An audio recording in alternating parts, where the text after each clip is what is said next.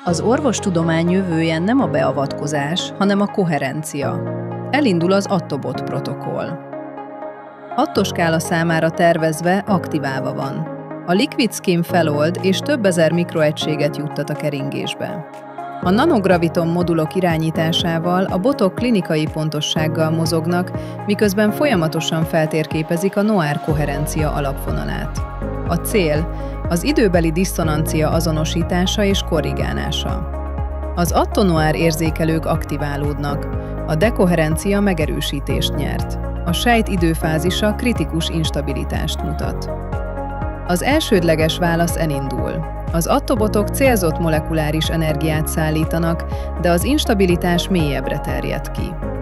Finomított riasztást küldenek a H2AGE nanobotoknak. Megérkeznek a H2AGE nanobotok. A graviton moduláció aktiválódik, a lokális téridő geometriáját Pico-Noir felbontással módosítják, helyreállítva a fázisillesztést. A nanobotok újjáépítik a sejtek geometriáját, míg az attobotok energiát és alapvető molekuláris komponenseket biztosítanak a rendszer stabilizálásához.